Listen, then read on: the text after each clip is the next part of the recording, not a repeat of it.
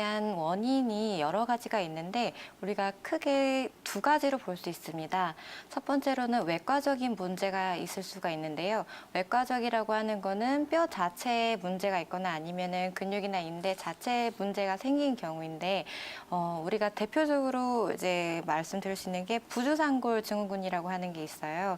이게 부주상골이라고 하는 것 자체가 복숭아 뼈 자체를 전문화된 언어로 말씀을 드리는 건데 그 부위가 제대로 접합이 안 되거나 손상이 있게 되는 경우에 통증이나 시림 이런 것들이 나타날 수가 있게 되는데요. 이런 경우에는 이제 그 뼈 자체나 아니면 인대 쪽으로 근육 쪽으로 강화해드리는 치료가 필요하게 됩니다. 이 부위를 시리는데도 이상하게 시리네라고만 놔두게 되는 경우에는 족저근막염이라든지 아니면 근육이나 인대 자체가 문제가 생겨서 평발로 변형이 된다든지 그런 식으로 구조적으로 문제가 생길 수가 있게 된다. 그리고 내과적으로는 또 여러 가지 문제가 있을 수 있는데요. 지금 하체 쪽으로도 부종이 많이 나타난다라고 하셨는데 하체 쪽으로 부종이 나타난다라는 것 자체가 하체 쪽으로 혈액순환이 잘 안 된다는 거거든요. 근데 혈액순환이 잘 안 된다고 하는 게 또 여러 가지 이유가 있는데 혈액순환 자체가 안 되게끔 하는 혈액 양이 부족한 경우가 있고 그 영양분이나 이런 것들 흡수를 잘 못하시는 분들이 계시는데 소화 기능이 문제가 생겨서 영양분이 흡수가 안 되는 경우가 또 있고요. 그다음에 심폐 기능이 떨어져서 혈액이 아래로 잘 갔다가 또 다시 정맥순환이 잘 돼서 올라와야 되는데 그런 것들이 잘 안 되는 경우가 또 있습니다. 또 다른 경우에는 혈액이 잘 갔는데 가는 도중에 장애물, 한방에서는 어혈이라든지 담이라고 표현하는 것들이 이제 있게 되면은 그런 것들 때문에 방해를 받아서 하체 쪽으로 혈액이 갔다가 다시 돌아오는데 문제가 생기는데요. 이런 식으로 여러 가지 원인이 있다고 보시면 됩니다. 네, 일단은 발목 시림 외과적인 원인인지 내과적인 원인인지에 따라서 몸 상태에 맞는 적절한 치료 방법을 찾아보는 게 중요할 것 같은데요. 또 우리 시청자님께서 무릎 아래 부분에 부종이 심하다라고 언급을 해주셨잖아요. 그렇죠. 그렇다면 원장님, 우리 시청자님 같은 경우에 부종의 형태 어떤 유형인가요?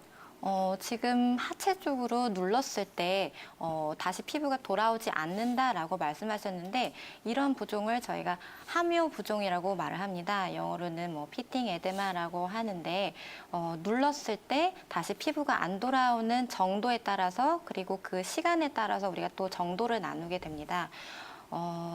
보통은 첫 번째 단계로는 우리가 눌렀을 때 5초 만에 다시 돌아오는 경우 그리고 그 깊이가 2mm 정도 되는 경우에 경증이라고 보고요. 그 다음 단계인 중등도 함요 부종이라는 경우에는 보통 4mm 정도가 이게 패이게 되고 한 10초에서 15초 정도 다시 회복되는 데 시간이 필요합니다. 그 다음 단계로는 또 중증 함요 부종이라고 하는데요. 그 다음 단계는 1분 정도가 지나야지 피부가 다시 돌아오게 되고 깊이는 한 6mm 정도까지도 파져 있는 상태로 유지가 되게 됩니다.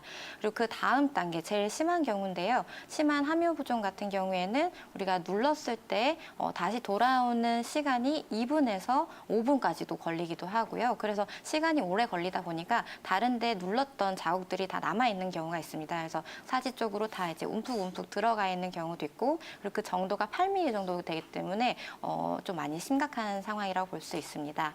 이렇게 눌렀을 때 안 돌아오는 경우도 있지만 안 눌렀을 때 오히려 들어가지 않고 팽팽하게 있는 경우가 있는데요.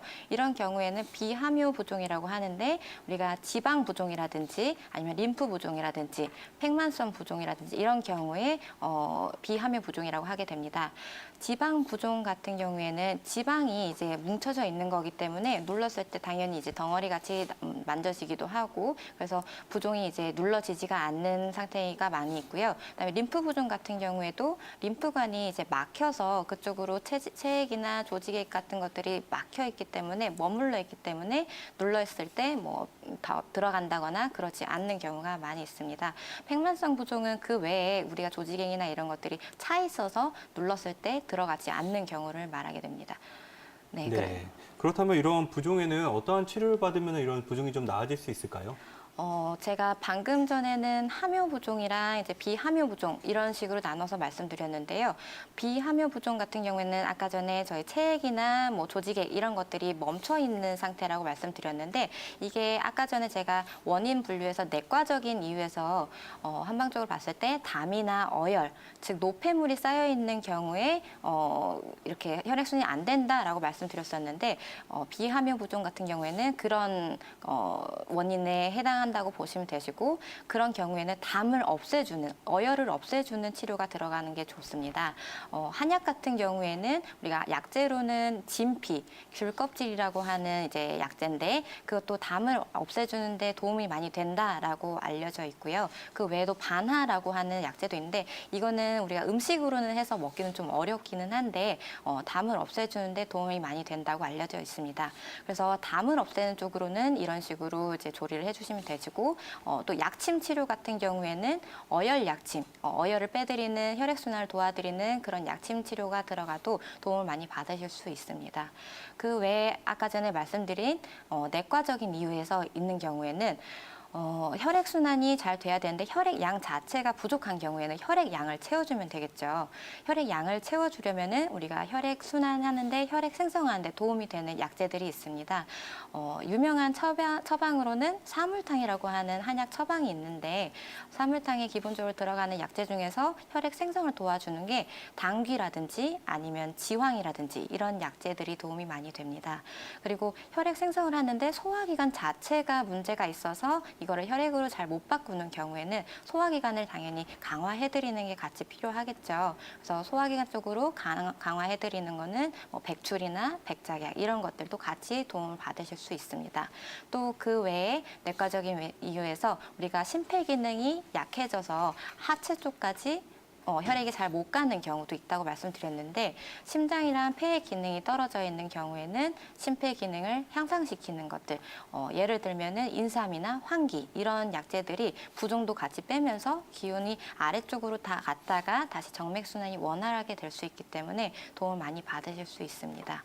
네, 이렇게 부종의 유형과 함께 또 그에 맞는 적절한 한방 치료 방향까지 저희가 찾아봤는데요. 자, 그렇다면 계속해서 우리 시청자님의 궁금증을 해결해 봐야겠죠. 그쵸. 산후풍이 의심돼요라고 또 맞아요. 말씀을 해주셨어요. 윤민아 원장님, 그렇다면 이 산후풍의 개념부터 저희가 정확하게 알아볼까요? 예, 산후풍이란 통상적으로 우리가 그 출산 후에 산후조리를 제대로 하지 못했을 때 나타나는 여러 가지 질병들을 통칭해서 말합니다. 네, 우리가 사실은 여성들이 임신을 하고 분만을 거치면서 우리 몸 내부에서는 상당히 여러 가지 호르몬의 변화, 또 전신 관절, 또 근육, 인대들이 전반적으로 다 변화가 일어나고 출산 후에 그것이 전부 다 임신 전으로 돌아가는 그 과정을 겪게 됩니다. 그래서 이 출산 후에 한 6주에서 8주 정도의 기간을 산욕기라고 하는데 요때 임신 전의 몸으로 돌아가기 위한 여러 가지 일들이 우리 몸에서는 일어나게 되세요. 근데 요때 제대로 산후조리를 하지 못하면은 여러 가지 병들이 나타나게 되세요.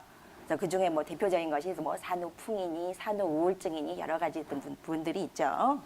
특히 이제 요 시기에는 산모가 아무래도 이제 그 출산을 거치면서 기와 혈이 모두 약해져 있고 또 내 몸이 또 정신적으로도 여러 가지 변화를 크게 겪는 그 시기이기 때문에 요때 제대로 조리를 못했을 때 상당히 큰 좀 손상을 우리 몸에 여성들 몸에 입게 된다고 보시면 됩니다. 특히 이제 그래서 우리 조상님들도 사실은 그 산후 조리를 아주 중요시하게 여겼죠.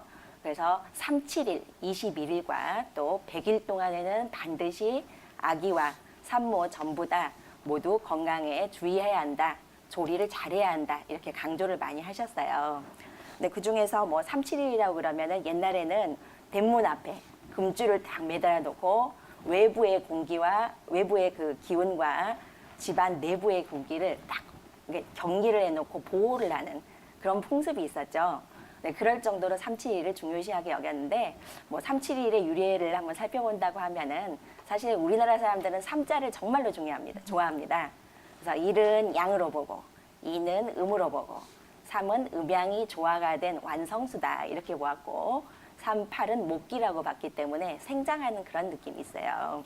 또 7이라는 거는 뭐 북두칠성에서 유래했다 이런 말도 있는데 뭐 일반적으로는 하늘을 의미한다. 그래서 하늘에서 온 근원의 숫자를 7이라고 봤기 때문에 3, 7, 21 요 숫자를 특히 좀 중요시하게 여겼고요.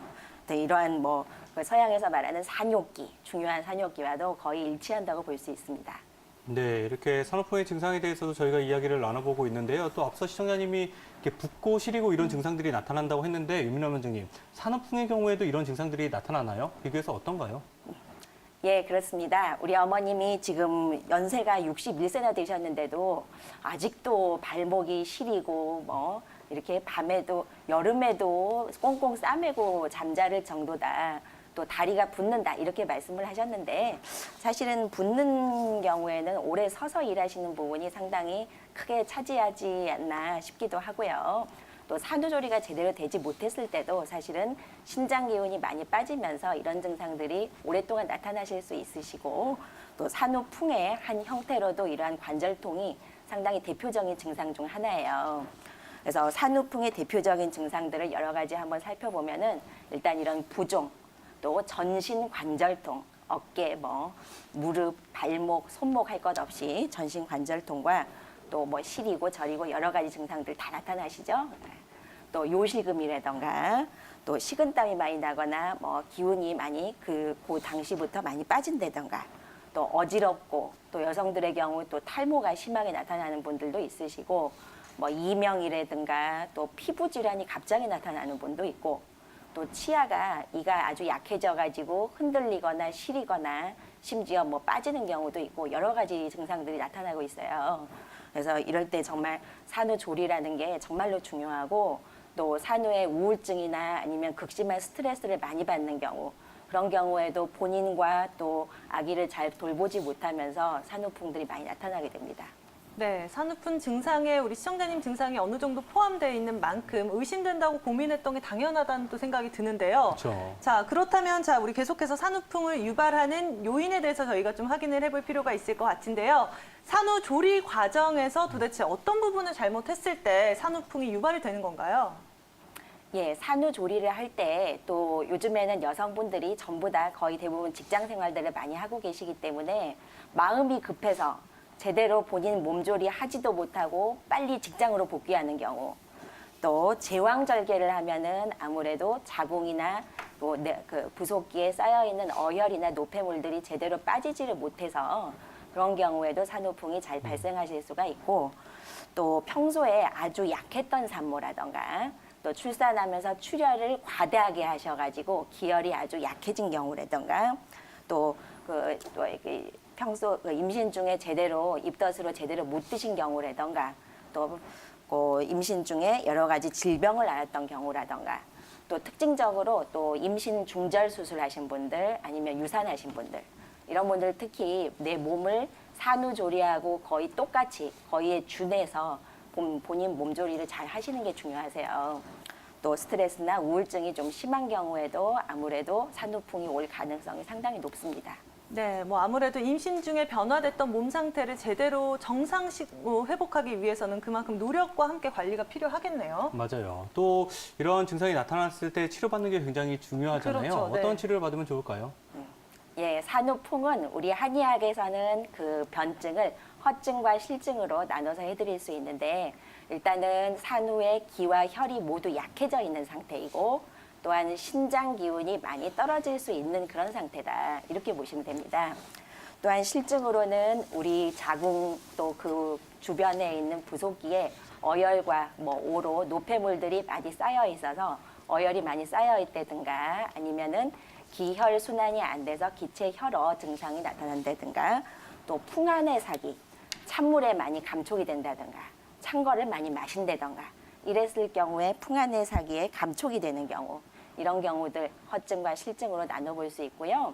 이럴 때 산후풍의 치료는 일단은 침치료 또 한약 치료는 아까 말씀드렸던 그 변증에 따라서 본인 몸에 맞게 한의원에서 처방을 해가지고 그렇게 복용을 하시면 되시고요. 또 여러 가지 왕뜸, 부항, 물리치료 등 한의원에서 할 수 있는 여러 가지 치료들을 꼭 받아보시기를 권합니다. 특히 우리 시청자 어머님은 아주 오래되시긴 하셨지만은 지금이라도 한의원에 꼭 방문하셔서 몸을 따뜻하게 해드리고 특히 신장 기운이 많이 약해져 있는 부분들이 상당히 많이 보이실 것 같아요. 그래서 그런 부분에 대해서 꼭 전문적인 치료를 꼭 받으시길 권해드리겠습니다. 또 제가 이제 마지막으로 우리 어머님한테 추천드리고 싶은 그런 기체조가 2가지 있어요. 특히 발 쪽이 그렇게 시리고 밤에도 그렇게 너무 시려가지고 여름에도 이 더운 여름에도 꽁꽁 싸매고 잘 정도라고 하면은 냉기가 너무나 많이 쌓여 있다. 또 오래 서 계시면서 다리 쪽 순환도 아주 안 되기 때문에 일단은 발끝 부딪히기 한번 하시면 좋으실 것 같습니다. 그거는 이제 발 뒤꿈치는 딱 붙이고 앞에만 탁탁탁탁 부딪혀 주시는 거예요. 그래서 그거를 주무시기 전에 최소 100개에서 한 500개 정도 이렇게 하시고 주무시는 거 그거 하나 추천드리고 싶고, 또 보면은 이렇게 산후풍이 있으신 분들은 대체적으로 아랫배가 냉한 경우가 상당히 많으세요. 그래서 그런 분들은 제가 장 운동 꼭 하시라고 권해드립니다. 그래서 요 배꼽 아래 한 5cm 단전 부위를 쭉 당겼다가 힘 빼시고 당기고 힘 빼고 하는 이런 장 운동들, 특히 주무시기 전에 또 뭐 출퇴근하실 때 이때 꾸준히 해보시면 좋을 것 같습니다. 네, 그런데 이야기를 이렇게 들어보니까 어머님이 산후풍이 의심된다고 하셨는데 산후풍이 아닐 수도 있잖아요. 그렇죠. 이렇게 붓는다고 해서 다 산후풍이 아닐 수도 있을 건데 오현미 원장님, 또 어떤 질환을 좀 의심해 볼 수 있을까요? 이렇게 시린 게 좀 많이 심하시고 통증도 많이 있으시고 부종도 있는 경우에는 저희가 산후풍도 의심이 되시긴 하지만 그 외에 정확하게 원인이 규명되지 않은 복합 통증 증후군이라고 하는 게 있는데요. 영어로는 CRPS라고 하는데 극소수로 우리나라에서도 앓고 계신 분들이 계시는데요. 어떤 분들은 사고가 나고서는 갑자기 나타나신 분들도 계시고, 그러니까 이유가 없이 특정 부위 신체 쪽으로, 어떤 분들은 손목 쪽으로만, 어떤 분들은 다리 쪽으로만, 한쪽으로만 이게 문제가 나타나신 분들 계시는데 대학병원이나 큰 병원 가셔서도 진단을 잘 못 받으시고 복합통증 증후군이 의심된다라고 진단을 받으시는 경우도 있는데요. 이 마찬가지로도 한방적으로도 치료가 잘 가능하신 부분인데 마찬가지로 이쪽으로 따뜻하게 해드리는 치료, 그다음에 통증 쪽으로 잡아주는 진통 치료 같은 경우에도 마치 많이 들어가시게 됩니다. 한약 같은 경우에도 아까 전에 말씀드린 내과적인 원인에 따라서 들어가기도 하고, 그다음에 약침 중에서도 봉침 치료가 들어가게 되면은 이 시림 느낌이라든지 아니면 통증, 뭐 저림 이런 여러 가지 나타난 증상들이 조금씩 경감되는 효과가 있는데요. 치료 기간은 몸 상태에 따라서 조금씩 다르기는 한데 실제로 한번 진단 받아보시고 치료해 보시는 거를 저는 추천해 드립니다.